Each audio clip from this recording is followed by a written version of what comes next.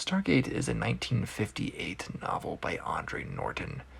The novel's prologue discusses small moments in history, both grand and personal, that would change the outcome of the world, or even certain individuals' lives. There is the theory of divergent universes, a new one for each small change. I propose in the future, some people from Earth go to a planet. There they evolve further, but there are natives that they mingle with. And their relative godlike power, they end up doing more harm than good in this circumstance. Some think leaving the planet for an empty planet of native life, right, would be the solution here, so they don't have to really affect anything. Others think traveling to a different time or reality on this planet they're already on, and they have grown to love, one where the native population never came to be, may be a solution. Our main character is Kincaid Sarud, or something like that, native to Gorth and of descent from Terran and Gorthian progenitors. Once the Star-Lords leave through a seemingly magical or heavily advanced gate, he follows and finds himself on Gorth, but a very different one from his home. Not in any large ways, very subtle ways, though.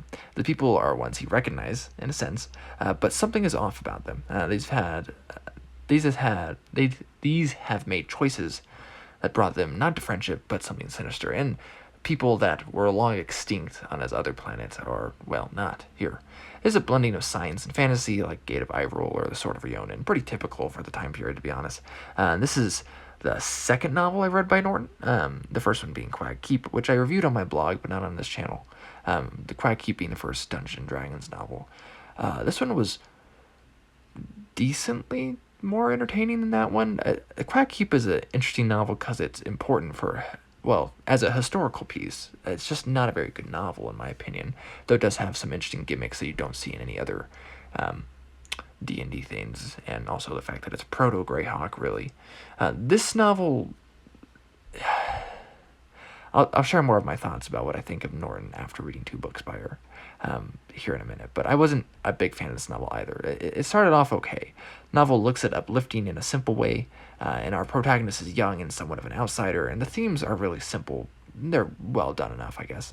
Kincaid, or Kinkar, I guess, he has 2 companions, Kim the Long or Rong or something like that, a horse-like mount, and Vorkin, a more kind of like a large bat or falcon type of thing. He quickly gets acquainted with others of Gorth, and we get the abnormal but parsable language they use. Before we get to the said Stargate, he must face forces that would drive those of the Star-Lords and their get out by means, well, of death. There is magic. It's definitely a science fantasy version of magic, but, fantasy's rise in popularity later in the 60s would see the genres separate a little bit more. There's also ideas of inheritance, both patrilineal and matrilineal. The plot itself is fine. The first 50 pages of my copy, Norton doesn't explain, really. She just kind of immerses you in, which is fine. I can appreciate this, but it wasn't until Kinkar started understanding certain things that I got more drawn in. Also, the characters are obviously plot devices, and there's only one woman. And there's largely a fault of the genre at the time. But, I would like more from an author that is a woman as well. So, whatever. There is an abrupt ending besides the cool setup and a rather plain story. It's largely meh. It doesn't. Once it gets interesting, it stops being interesting like almost immediately. There's not much really here besides the premise, kind of a coming-of-age novel, but it's almost exactly what it sounds like. Even though this is a spoiler-free review, you pretty much get the whole story from it. I found this and Quack Keep by Norton to be so stinking boring.